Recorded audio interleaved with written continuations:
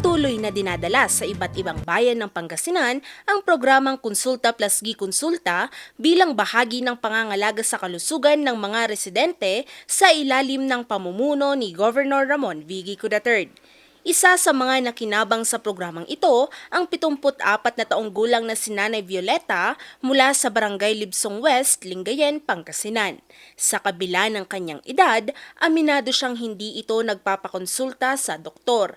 Pag nagkataon, wala raw itong magagamit na pera sa pagpapagamot. Minsan, natatakot ako na magpakonsulta kasi ayaw kong malaman kung may sakit ako. Kaya hindi ako nagpapa-check up. Pero dahil sa programang inilunsad ng pamahalaang panlalawigan, nagkaroon siya ng pagkakataong magpa-check up ng libre kasama ang iba pang residente, lalo na ang mga senior citizen na nangangailangan ng agarang atensyong medikal. Lubos ang kanyang pasasalamat kay Governor Gico sa pagsisikap nitong maihatid ang dekalidad na serbisyong pangkalusugan sa mga mamamayan ng Pangasinan.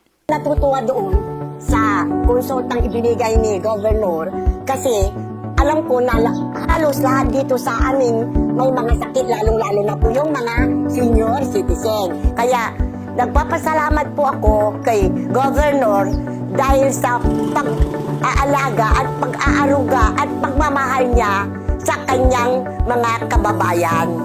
Iniintindi po ang kalagayan namin. Nagbibigay po siya ng mga pangangailangan upang kami po ay lumusog.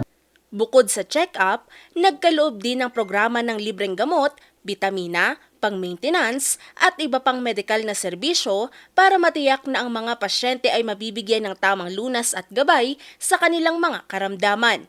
Sa patuloy na pagsasagawa ng Konsulta Plus Gi-Konsulta, layunin ng pamahalaang panlalawigan na mapalapit ang serbisyong medikal sa bawat sulok ng Pangasinan, lalo na sa mga komunidad na may limitadong akses sa mga pagamutan.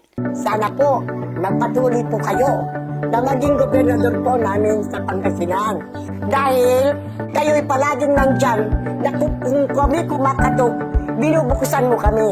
Siya po ang aming pag-asa upang siya paglingkuran po kami ng mga mamamayan niyang Pangasinan. Ang Konsulta Plus Gi-Konsulta ay patunay ng pangako ng pamahalaang panlalawigan na tiyakin ang kalusugan ng bawat Pangasinense. Sa pamamagitan ng programang ito, higit pang napapalakas ang serbisyong medikal sa lalawigan at naipaparamdam sa bawat mamamayan ang malasakit ng kanilang gobyerno. Valerie Dismaya, RNG News.